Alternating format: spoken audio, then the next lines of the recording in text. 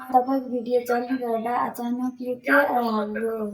यो युट्युबमा क्याट कसरी स्क्रिनमा आएर बस्यो यही भन्न खोजेको।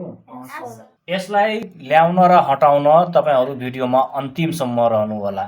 यसको लागि क्रोम ब्राउजरमा आएर यहाँनिर गुगलको सर्च बारमा तपाईहरु टाइप गर्नुस् क्याट गेटकीपर एक्सटेन्सन सर्च गर्नुभयो भने यहाँनिर तपाईहरुको अगाडि लेखिएको हुन्छ CAT gatekeeper Chrome web store.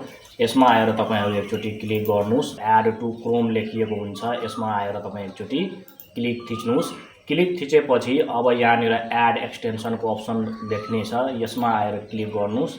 केही सेकेन्डमै डाउनलोड भइसकेपछि अब तपाईं यहाँनिर क्लिक गर्नु होला। यो अप्सनमा आएर यहाँनिर एक्सटेन्सन अप्सनमा क्लिक गर्नुस् र त्यसपछि यो क्याट गेटकीपरमा एकचोटी क्लिक थिच्नु भयो भने अब यहाँनिर लिमिटमा आएर लिमिट टाइम कति राख्नुहुन्छ, जस्तै कि भिडियो प्ले भइसकेपछि म 1 मिनेट पछाडि स्टार्ट होस् भनेर यहाँनिर 1 मिनेट राख्दिएँ र ब्रेक चाहिँ म 1 मिनेटको लागि मात्रै ल्याउन चाहन्छु र त्यसपछि तपाईले यसलाई अफ गर्नुस् र यहाँ सबैमा टिक गर्नुस्। यो यहाँनिर हेर्न सक्नुहुन्छ, यसरी टिक गरेपछि हाइलाइट हुन्छ र सेभ गरिदिनुस्। सेभ गरिसकेपछि अब म तपाईहरुलाई यहाँनिर युट्युबमा आएर भिडियो प्ले गरेर देखाउने छु।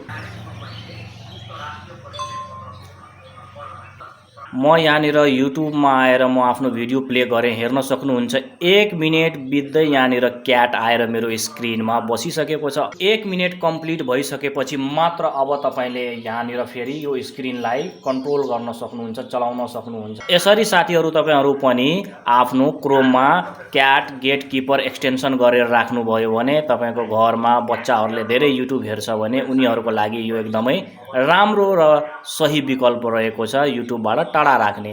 भिडियो मन परे भिडियोलाई लाइक र च्यानलमा नयाँ हुनुहुन्छ भने च्यानललाई सब्स्क्राइब गर्न नभुल्नु होला। फेरि पनि भेट्नु अर्को नेक्स्ट भिडियोमा, तबसम्मलाई बिदा दिनुहोस्।